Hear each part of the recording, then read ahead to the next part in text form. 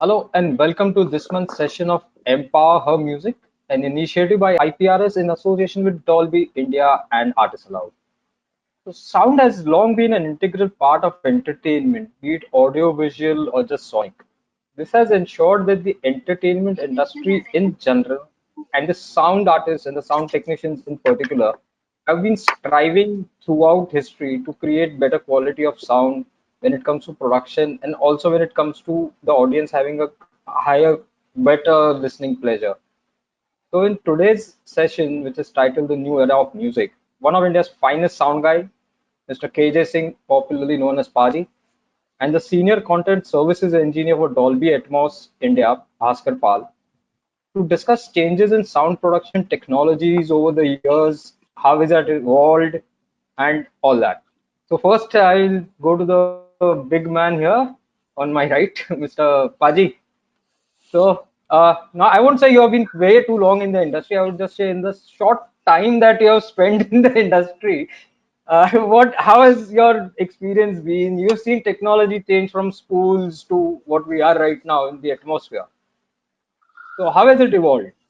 I can just say I was fortunate that I happened to be interested in audio and sound at a time when, audio technology in the analog world, which is magnetic tape, was just kind of about to reach its zenith. I mean, it already had with 2-inch 24 track and other machines being there, analog consoles being one of the best, outboard rack being one of the best quality ones which were out there, which of course we are emulating now in plugins. So I kind of jumped into audio at that point of time. So I was very fortunate to work with that, hear that sound, and that has become the imprint for me. And I think people from my generation, and I would like to include Bhaskar in that, though he likes to slip out. But for people of our generation who got an opportunity to listen and imprint what that analog sound was all about, which is what everybody's trying to emulate now backwards in today's day and time. So that formed a very important basis for my work later on in the years. And of course, then the advent of digital. So if you Right. look at a quick history of sound, it's like, I mean, if I may just point out, the stereo is just like, 1930s, man, and look at where we are now, post stereo, in terms of purely as a format. It was only when we got into a 5.1, if I want to say it, especially for cinema. I'm not talking about audio music right now, but let's say just for cinema. That's the time the format changed. But till that time, we had mono, we had stereo, and for a long time, we had just stereo, left and Nothing. right channel, Yeah. right? Yeah. So that evolution of sound, and of course, in the recording medium, with the phonograph with Mr. Edison, and coming with LPs, coming with I mean, Internet of the 30s is the radio is called the Internet of the 30s. Hmm. That was the internet then, radio. First time mass consumption of music and entertainment. Uh, Coming to cassettes, 8 track, and CDs. So formats have changed so much as well. Look at it now. So we were at the cusp of analog, and then we saw the start of digital, right from the bottom to what we call today sterile recording, very low bit rate, CD quality, which everybody thought was too clean and too sterile and, too rigid, didn't have the warmth of the analog. So, and to the rising quality of the digital audio, right now we all are familiar with, we have lived with it, and we are comfortable with it. That's also another important point. So that early war of whether analog is good or digital is good is slowly, I think, being laid to rest. True. We are coming to grips with some fantastic quality of sound, and there have been certain companies who've been responsible for pushing that barrier of quality of sound and using technology to kind of bring it to every person, whether in terms of creation of sound. So I call it, there is creation of sound, whether it's music, voice, cinema, or anything. You have audio which is created, then that audio is recorded and processed and edited and mixed, then it is distributed, and lastly it's consumed. So there are these four aspects of audio which are there, and through the years we've seen all four have changed. The Yeah. way we make music, the way we record music, the way we distribute music, and the way we listen to music, if I may just call music as such, all has changed. Nothing is what it was, any of those four formats. So that's just to kind of bring you to up to date to now. for people who might not be just familiar with where we've come from. And I think it's always important to just look back over your shoulder in terms of history, where we've come from, just to realize what all we've achieved, because sometimes we lose perspective from that point of view. So great advances ultimately coming into, like I said, 5.1, 7.1, the extensions, THA, everything. And then finally, with Atmos, though I think Dolby can correct me and Bhaskar can correct me if I'm wrong, but I think it was 2012 or somewhere when, Yeah, Brave was there with Pixar, that's right? right. So, right. So 2012.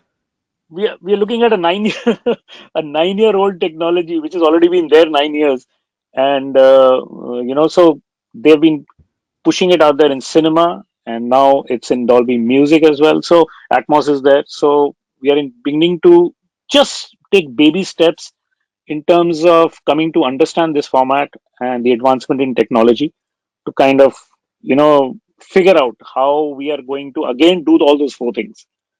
So Right. this new format is now, pushing us into all those for how do we go about doing this and finally come to certain standardizations, which they've already set. So that's a benchmark to start with. But for engineers who are creators, us engineers, and then finally listeners, we all have to come to some kind of an agreement and some kind of a, common ground that we all agree, yeah, this is good material. So, yep, so many changes in such a short span of my lifetime I'm seeing, and I'm absolutely blown away, fascinated by it. You're still quite young, sir. So let us Of not course. get into that. Yeah. So, Bhaskar, sir, like, would you this like as sir said, we are using this technology. It's been there for the last 9 years already. So, can you give us a brief, like, how and what was Dolby doing all this time, and how did it finally decide to get into even music production when it comes to Atmos? So it's interesting what Paji was just saying, and to your point, Hardik. Actually, it's very interesting. Many people may not be aware of this, but the whole Dolby technology started with Ray Dolby, the founder of Dolby, actually working on something called noise reduction, and it all started in a music studio. So, very interestingly, the whole development of the initial Dolby technology was totally tied with music and how the music recording quality could be enhanced because people need to understand a little bit of the historical development happening at that point of time. And multi-track magnetic recording was just starting. So the technical people on the session will probably know and be aware of that. When you add multiple tracks of audio together, you have more added noise coming in, and that was something which was a big irritant. Especially for Ray Dolby, who wanted a solution, and that's how he came up with this, unique idea of a noise reduction system, and that's where the entire Dolby's technological journey started, or like was born, rather. And from there, it quickly moved on to Ray Dolby thinking like, okay, so noise reduction is one thing that will enhance the overall experience and the recording quality. But what more can be done? And then the focus shifted on cinema side of things, where the experience was the least, because at home you had high fidelity systems and stuff like that, but which was good. And like Paji was saying, we have all been lucky to have been born and listening to analog audio to start with, and we all realize and we appreciate what is the warmth of analog audio and how that experience was. But all of that was fine at homes with high fidelity systems that probably still existed, at that point of time. This was like mid 60s. You had, disc players. I mean, not the CD, but you had the lacquer disc, the LPs and EPs of that time, and they were at homes you had decent system. But if you went to a cinema, one, you had what we call today as mono sound, monaural sound, and everything was optical. So it was scratchy. It was bad sound. It didn't have fidelity, and so Ray Dolby wanted to improve that experience. So from noise reduction, the journey went on into the cinema side of things, and the whole effort went into enhancing and increasing the quality of audio in the cinema space. And that's how then the next thing that happened was to also move from mono sound to 4-channel Dolby surround sound. So that was the next development that Ray Dolby introduced, and suddenly you had like quadraphonic sound in cinemas. And obviously, sound was still optical at that point of time, although there were like a few releases on magnetic, on for big productions on 70 releases, where people even experimented with 6-track sound and things like that. But basically, it remained like Dolby surround or quadraphonic sound for a long time, and then in the 90s, that's when Dolby came with the Dolby digital sound, because people had already, started appreciating the digital audio fidelity. And like at home, people already had CDs to experience, better quality sound. Again, better is always relative. So some people would associate, cleaner, scratchless, and sound as better audio. But like Paji said, CD quality sound still lacked, a little of the warmth of the analog sound. So, but interestingly, so people again like this is what was interesting in those decades was that people had a better experience at home first, and then they would go to the cinema to experience something equivalent or better. And that's when Dolby brought this 6-channel digital sound to films, and people were wowed. You said, yeah, this is like suddenly the sound became as big as the picture was intended to be. And then as with digital technology, further things happened, and obviously till that point of time, movies were still celluloid. All the movies that you watched were on 35 prints. And then, came in digital cinema, where finally today I think we have almost zero 35 prints.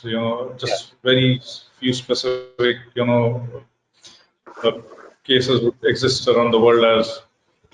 So we have digital cinema, and with digital cinema, things changed one more time. So suddenly you had the possibility of having more number of audio channels to be reproduced, which was a limitation on the optical soundtrack.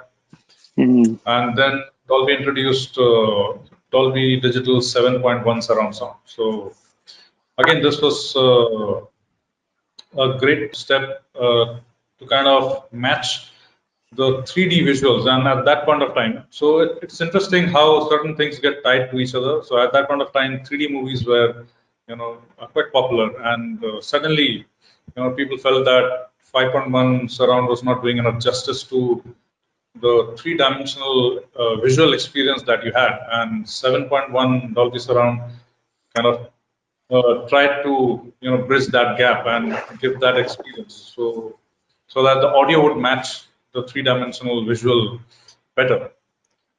And eventually, like Baji mentioned, so by 2012, when again Disney Pixar released the animated film Brave, Dolby introduced a complete new revolution in sound, which was Dolby Atmos. And most people today on this session would probably have heard the name Dolby Atmos, if not experienced Dolby Atmos. At least in cinemas, they would have experienced. And this was a complete new concept. So when we moved from stereo to 5.1, we said, we have surround sound. But that surround sound was still not three-dimensional. It was a very two-dimensional experience because it was all on a single plane. So your front channels, your surround, everything was on one singular plane.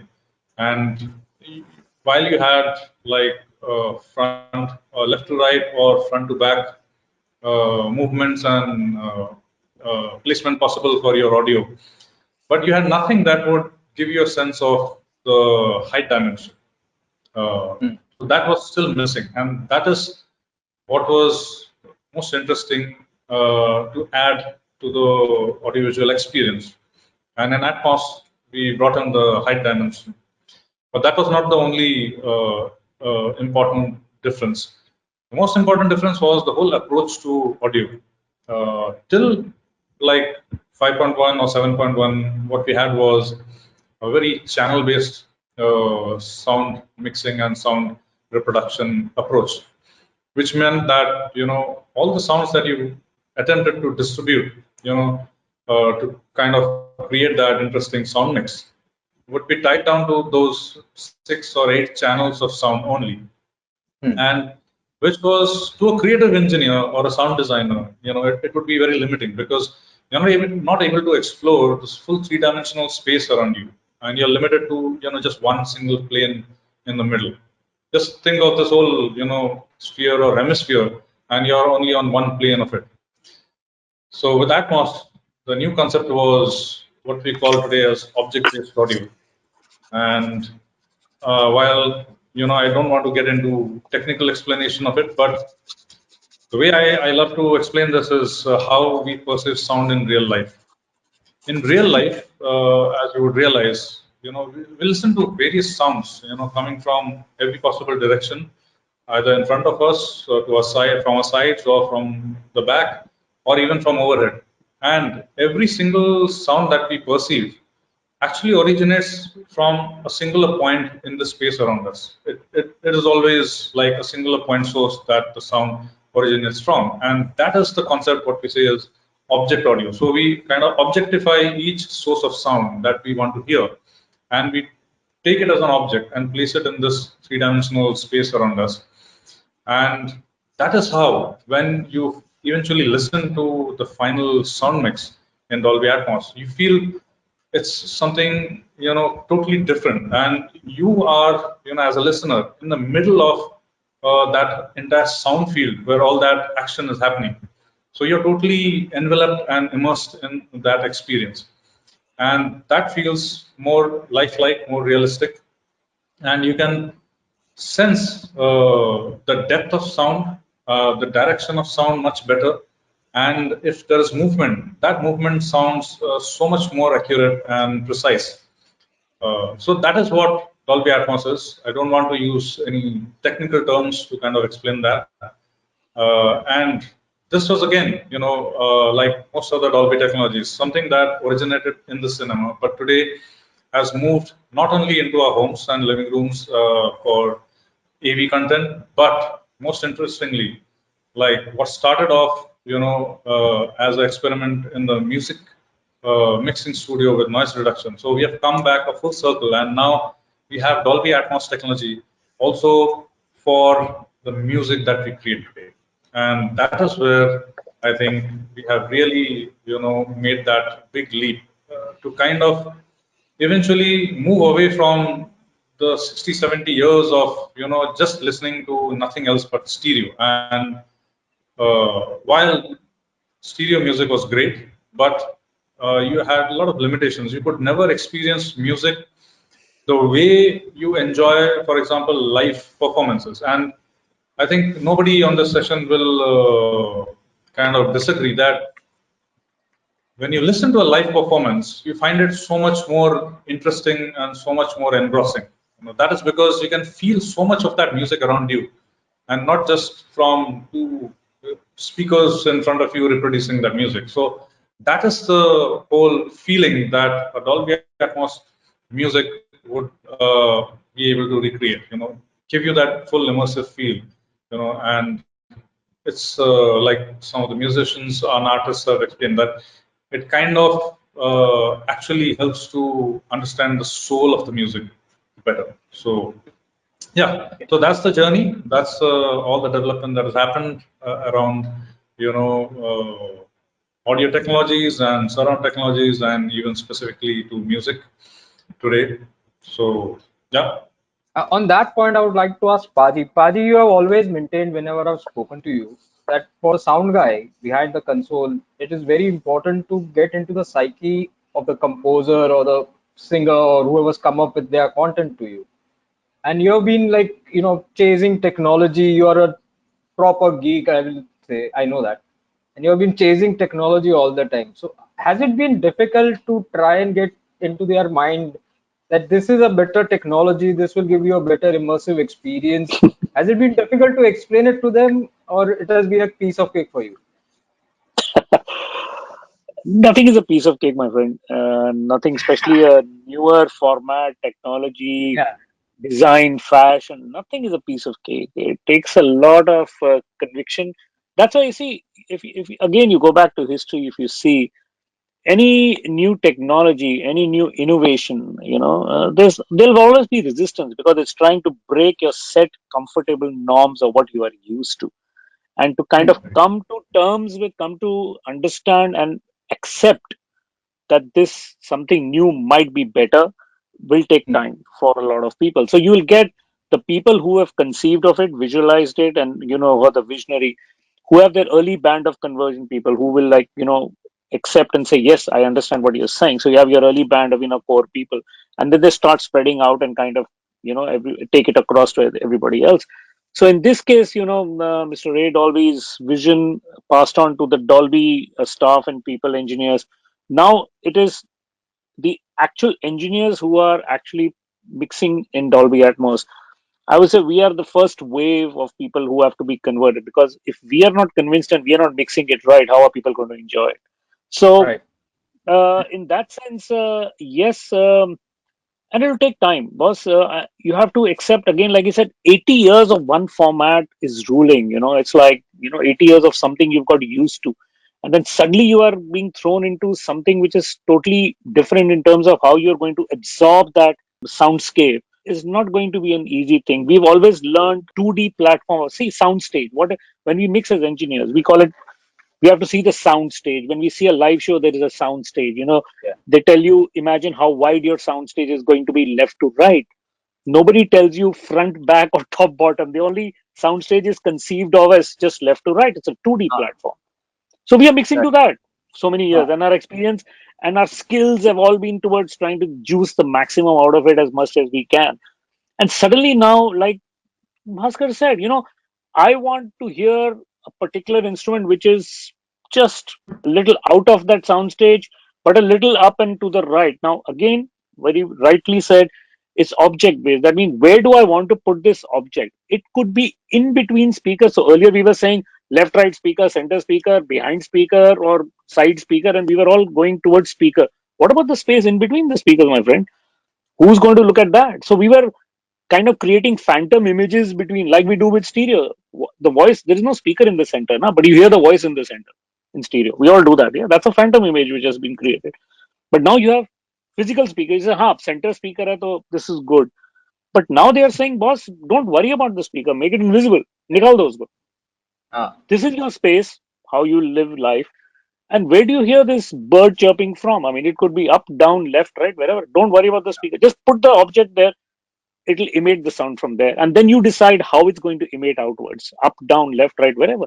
So that's the kind of power that you have. It's like you are fighting a battle with, like, just pistols, and suddenly you are given the nuclear weapon button. So what the hell are you going to do?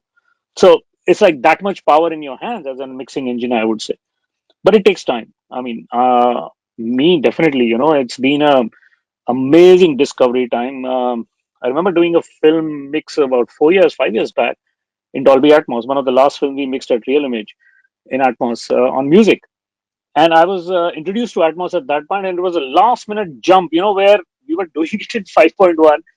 And the owner came and said, I think the kind of stuff you are doing will sound good in Atmos. So why don't we do Atmos? So it was a overnight decision to do it in Atmos.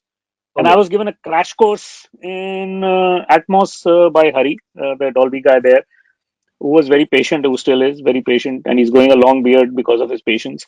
And he held my hand, guided me through, and we finished fixing that film. I learned a lot during that process, and then it was quiet for a while till last year. The Dolby Production Suite, which is a software version of their hardware, which came out, and Dolby were really smart. I think really, really smart at putting that out in the software and putting it in the hands of everybody out there who's got the hardware to kind of, or the power, computing power to mix. And that just opened the floodgates that now you could be with your computer instead of in a studio, and you could experiment. You could actually try things out and see whether they work, they don't work, how do they translate, all that, queries which you have in your head. because now you have a new format, my friend, and Hmm. you better learn it well.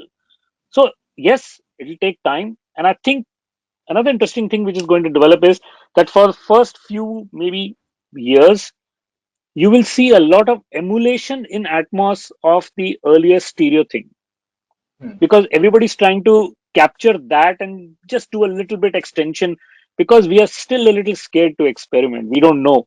So we are all playing it a little Yeah. safe. Once that hurdle hump is over, that's when you'll start seeing really amazing soundscape designing in music coming out, because people were then they have no we've given away the past references. Right now we're just trying to follow that, but once that is gone, everybody's comfortable. That's when the actual interesting things will start to happen, I feel, and that'll take some time, but we're all getting there.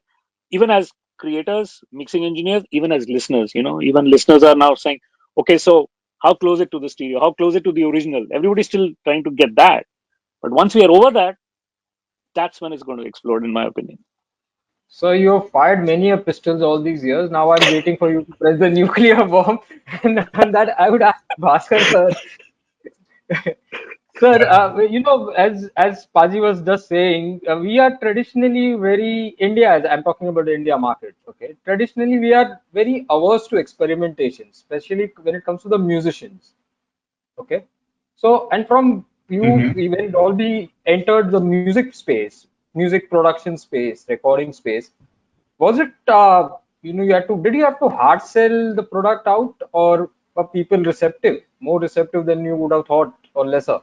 I would think we were not we are quite lucky actually, and although there is always a bit of hard work when you're introducing some new technology, like Paji correctly said, there's people have a mindset, legacy mindset that they're comfortable with, and there's always some resistance to accepting something new. But we were lucky because we had people like Paji as one of the early adopters. So, and similarly, a few others who, having already worked with music and Atmos for films, Film, yeah. were more curious. We're more curious to now actually experiment with that format better, because see, the thing is, when you're not tying down your audio to your picture, there's so much more that you can do with it, because this is only a pure music, only song, and there's nothing else that can dictate like why should that mix sound in a certain way, and why should certain things be panned or placed in a certain way. So, and that is where I think we are lucky that we had a few very courageous people who wanted to experiment with the Atmos music and have actually done some interesting work already, and not just in India but abroad as well. And Yeah. that has kind of helped push the format very quickly, to a level where now people actually enjoy listening, not just listening to music in Atmos, but also creating music in Atmos. And there are specific people who actually, having understood what the possibilities are with the format, are going back and rethinking how to even like conceive and arrange the music. I think Paji would agree to that, and he might have something more to add to it. But yeah, that is where we are today, and it was interesting. I was just having a chat day before yesterday with a very famous music composer in India, and he said that his son, he is also pretty, kicked about the Atmos music experience. But he said his son, who's so much younger, today has switched completely from stereo to Atmos music, and that was like a revelation. I said like he doesn't listen to anything but Atmos music, and this is Yeah. something which happened just day before yesterday. Okay, and I'm not like just trying to do a hard sell. So I was also equally like amazed. I said, wow, that's like something great to know. And yeah, so it's something which I think people, once they hear it, will realize what it actually means as a experience. Till you hear it, it'll be kind of okay, just the imagination that, oh, immersive means this, immersive means that. And luckily, so we have, a few services already, which have Atmos music available in India. So Hangama has some Atmos music that people can experience, and then Apple Music launched very recently, so people can experience that. Uh, Title is also available, but you have to have an account registered, in US Yes. or somewhere outside India to be able to access that. But yeah, so there is all that experience that is available, and once you listen to it, I think it's a Okay. complete revelation to the On that note, sir, again I'll ask you, Bhaskar sir, like how yeah. easier has it been, technically for sound recorders or engineers in the studio now using Dolby Atmos? Is it easier than before? The what technologies were used before? Because it wasn't like that. It's broken and it needed to be fixed. It's just an upgrade. Right. So the great question. I think it's a very relevant Does it question also because does it become a very easier way to work for them, or from your point of view? Then I'll come to Paji's point of view because he's the end user of the product. You are the one is part of the creative team. sure. So I think, yeah, it's a great question. A lot of people have this thought in their mind that, if I have to mix music in Atmos, it's Hmm. probably going to be an extremely difficult task. And this is something which is like a myth that needs to be busted, because when we developed the technology, the whole idea was to kind of develop the technology around all the existing tools which people are familiar with, when they're mixing music, for example. So the thing is, there are obviously some new ways to work with those tools, some and a few additional tools that needs to be, incorporated along with your, existing tools. But that does not mean that it's something very daunting. It's actually, very intuitive and very simple. Just that, concept-wise, people have to understand that it's a slightly different approach that they need to have, and once they have that, in their mind, then they will find it, as easy as what they were doing with the stereo. So yeah, that's how I would put it. It's just not too complicated or too difficult when you have to start mixing an Atmos. Paji, do you resonate with what he said just now? Do you agree? Just for creating an earthquake, I should say no, but I think I will just be not create a tsunami and say yes. So uh, okay, I can just tell you from my experience. As I mean, I am coming purely from that point of view, that what I've experienced, I can just share that, which is that if I, who's a stereo mix engineer and a film 5.1 limited Yeah. mix engineer, who can deliver a film mix of music called One by TM Krishna, which I mixed in just a matter of days of learning this process. And I could deliver that commercially released film, and it's available on Blu-ray. And once, if hopefully the video formats become Dolby compliant, Atmos compliant, we can actually watch it on other platforms. So that's my benchmark. I could very easily switch my thinking more than anything else. Like Bhaskar said very rightly, I think Dolby guys were smart about it. They used existing platforms of the digital audio workstations that people were familiar with. They didn't give you a new platform saying, "Ye naya hai, isko seekho." They said, "You're already working with XYZ. Within that, you just have to add this, just like learning another plugin. Just add this, and these are the ways you have to go about doing it."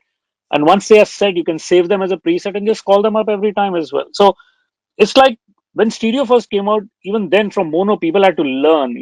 When you first start making roads, you have to tell people, boss, drive on the left side or the right side. So there's a law you have to learn. There's a Which you certain don't, which you don't still, sir. process. Yeah, No, no, but we don't drive on the right we and don't. left We are side. we are a free country. Yeah. So, but you have to learn those certain basics. So it's the Huh. same thing as that. You buy a plugin, you buy any new gadget, you have to take the process to learn what the thing does. And this is the same thing, nothing very different. but it's very intuitive, like you said. And in my opinion, I think it's easier because earlier we had to do a 5.1 mix and maybe deliver to client, and sometime maybe say, okay, I'll give you a stereo separate or a mono separate, whatever. Now here it's very interesting. You do an Atmos mix, and from there you can get all the down mixes deliverables just from that one Atmos metadata, whether it's going to be 7.1, 5.1, stereo, mono, whatever you want. It just derives all that information from that one big mother chunk file of the Dolby Hmm. Atmos. Done. I don't have to spend time doing all the others. So that thing, and it translates that very beautifully, keeping all the energy intact and where everything should go. So somebody smart has obviously put thought behind it at how it has to deliver all that, and that's the beauty of that system. And I really like that part of it, and the transition that we all have to do. We all have to do it. That's okay, but it's intuitive. It's easy. It's not something a rocket science that one has to go back to the basics and learn. And I think that's where they spent their time, effort, and everything, and it's paying off in that sense. Yes. And sir, with your own label, Paji, you've Yeah. been Asli Music. You've been like doing all sorts of music, independent. You've done Punjab folk. You done South India. You done Bollywood. You done pop. I mean, you mix everything. Okay. Which is the one genre of music that you think is the most suitable for to be mixed in Atmos, or is the same playing field for all the genres otherwise? Actually, to start off with, I think just to grab everybody's attention, I still think the spiritual space was the first one which came to my mind, and that's the first one I did because I had that Okay. Guru Granth Sahib Ekunkar as part of my catalog, which I Yeah. launched my label with. Yeah. So I was very keen, and the again, I think I'm just switching back and forth quickly because things are coming to my head. What Bhaskar mentioned that how we are going to record for Atmos is going to start happening, and surprisingly, 9 years ago, we recorded it with that Soundfield microphone, that particular album, The Voice, which has the XYZ, which was in Hmm. Yashraj.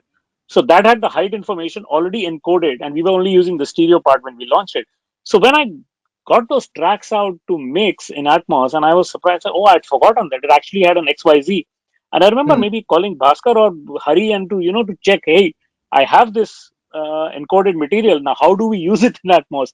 I had no idea, but I thought we have something here. So we used that as part of our Atmos mix, and I found that the effect of it was very engaging because in meditational spiritual sphere, you want to be lost in something around you, and this kind of format really lends itself very well to kind of immerse you into a totally hypnotic kind of trance. You can just have things coming from all around you, and it feels like you are in the center of this entire universe, and you can close your eyes and just be lost. So personally, I think that format really works well. And to flip it 180-degree, I just mixed a song by Prabdeep, the hip hop artist, a hip hop song in Atmos, Okay. and that itself was very interesting. It was something totally different, but that itself gave me a lot of opportunity to think, okay, how do I place instruments, how do we look at things, what is the hip hop artist doing it. So again, like I said in the beginning, our references are all stereo, so I'm listening to the stereo mix constantly to kind of check back how am I doing. But I think in a while that will go, and you will just be given sessions and saying, do what you want. There is no stereo reference, buddy. Do what you want. Okay. That's when things will get interesting. Abhi, we are still referencing back. And so we are worried, because somebody hears the stereo and jumps to Atmos, they should not feel that, the punch is gone. And Srijesh and and Srijesh has given a lot of information about this, how to keep that intact so that you don't feel lost. And, the tips and tricks how to do that. So all that is happening. But I think once that is done, birds will be ready to fly. So how soon will that be? When will the birds fly, Mr. Bhaskar Pal? That's $1 million question. I think we have everything on the plate for people to already grab. It's a matter of mindset change. So, but I think it's already happening. It's the interesting part is it's already happening, and we don't have to wait. Hmm. People are already experimenting, and of late there's been a lot of new interest in mixing music and that. So I'm sure people are already excited and are already warming up to the idea of creating immersive music. So, Paji, are So artists yeah. also just that as keen as you guys? Like, are the artists also keen on Atmos now? Are they starting to realize how better their music will sound? Or Okay, it's a mixed bag, I would say. Frankly, right now, like again, it's early days. It's a mixed bag.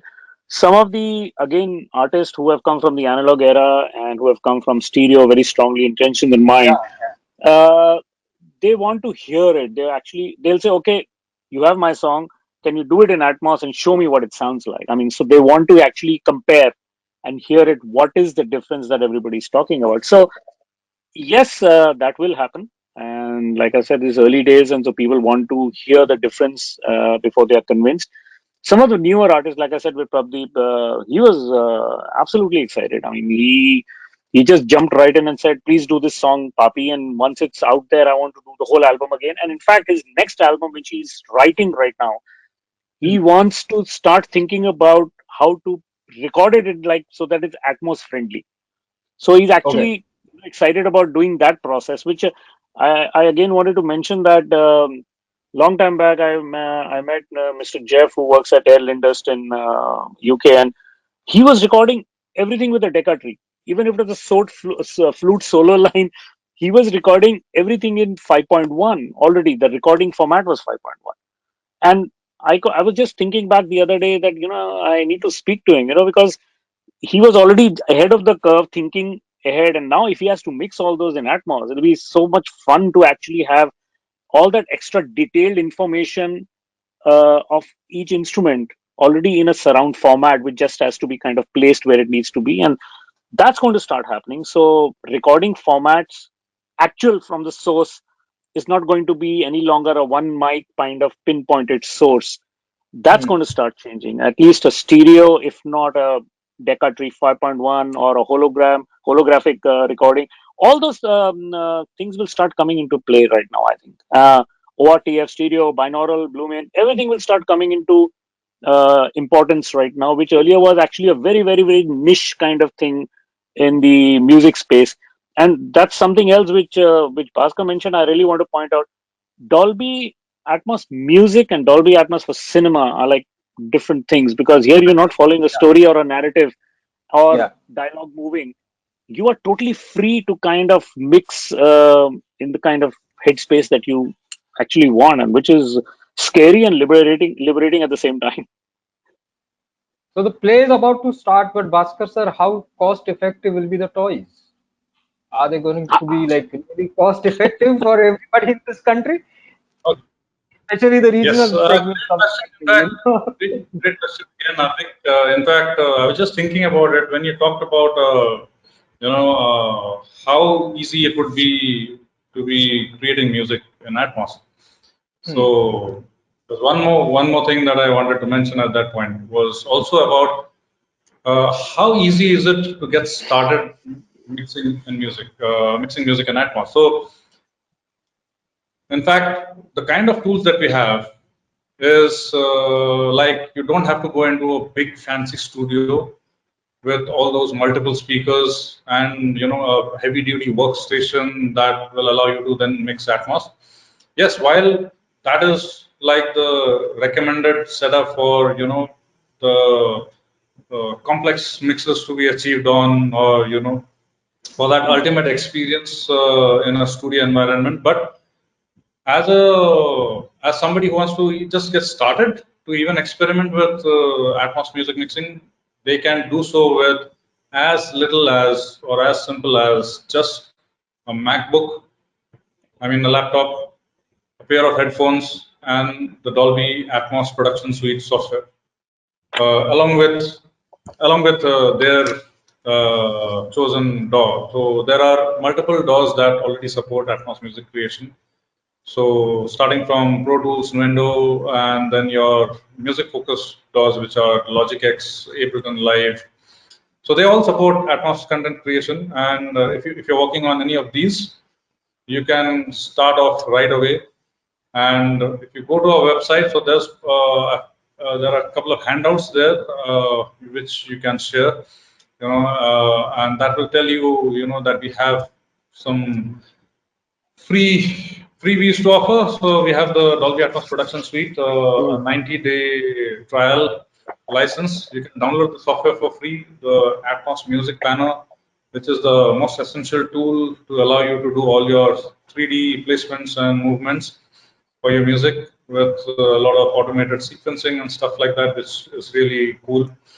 I think that entire tool is like completely free for anybody to download. And right now you have a 90-day free trial license. So yes, so as long as you have a compatible DAW, MacBook, and a pair of headphones, you can just download those software and get started right away. And Hardik, they also have some incredible videos, Dolby site. I mean, I've been following a lot of them since last year, since they came out. Yeah. Some really, Yeah. really insightful, I helpful did check them. videos. I have seen them out. There, Yeah. there are a whole bunch of them out there which you can just go and watch. And believe me, you don't need to open the manual. So I would say, because I'm a huge believer in reading the manual at least once, because I come from that school. But believe me, this one I didn't have to. All the videos, the instructions were the videos were so good to help you along. And I think anybody who's interested should just go to their website and just go through their videos and do what you are doing, and you'll be fine. They're that good. So Bhaskar sir, Correct. So there is there's another handout that is there with all those links, important links, which show you what are the video tutorials that are available, and even some of the masters talking about their Yeah. experience with Atmos music creation. So all of those links are there in those handouts. So yeah, please feel free to use those links, and you will be able to access a wealth of information. Bhaskar Yeah, sir, over to you, Hardik. this common person that we know who's a very good, he's a very big name in the sound industry. He just told me some time back, maybe you heard it too, that he was listening to some music on his headphones and he was transported to the atmosphere. So, and he's very keen to know whether the next upgrade on this will take him to the ionosphere or the Or the stratosphere. stratosphere. Where are we going, Bhaskar? We all need to know. Where are we going? I think we will go inwards into people's hearts. Okay. D for Dil and D for Dolby. Aha, kya baat hai. It was lovely talking to both of you people. And like, just one final parting thoughts from you, Pages sir. Technology, boss, don't fight it. You can't fight it. You can't win this battle. Just make friends with it, learn it, learn to live with it. You'll be fine. If you keep fighting it all the time, you'll just be left behind. So it's going to go on from leaps and bounds. I was just talking to somebody yesterday saying today 100 Mbps or a 200 line is so taken for granted that even if I have like a 2 second wait wheel, I get impatient, because and earlier there was a dial-up modem where I had to wait for the Yeah. trrr to happen. We've come from that to this today. So we have to be patient with it. We have to spend time to understand it, learn it, adapt it to the way we want to work with it. It's a tool. It's available. Now, how you want to take advantage of it, how you want to learn it, it's a car. You want to drive it at 100, you want to drive it at 10, you want to drive automatic, you want to drive manual. It's up to you. You want to drive with the windows down or windows up, you decide. But it's Hmm. there, it's available for you.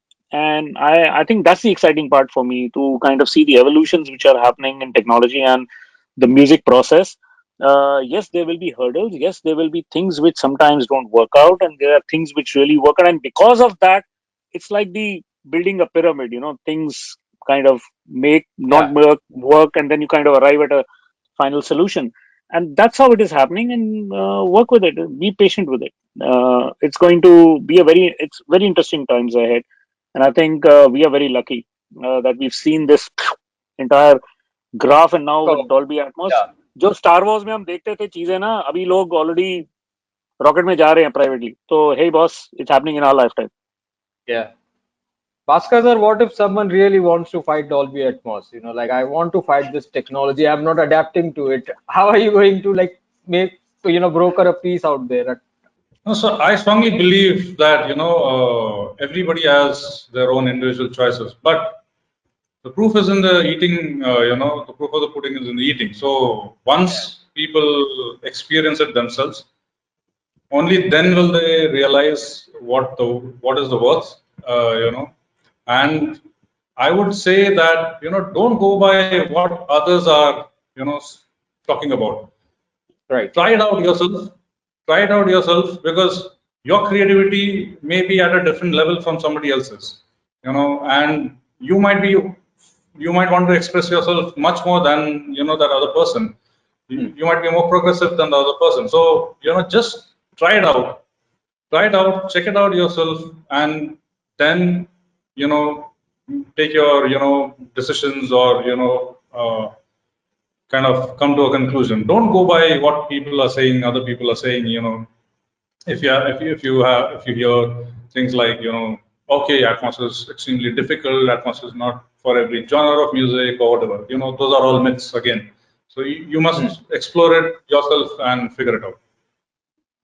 Uh, this was a lovely session, and it's always a pleasure talking to Paji. That is beyond doubt. Anyone on the session who knows Paji knows how good it is to talk to him. And Bhaskar, sir, really insightful thoughts. And I mean, it should clear out whatever remaining doubts the people on the session have about Dolby Atmos. Maybe we'll have more adapters of the technology very soon. So that's it for today. We'll see you again on the 8th of next month and every month. Bye bye. Take care. See you, sir. Thank you. Thank you, Bye. Rudy.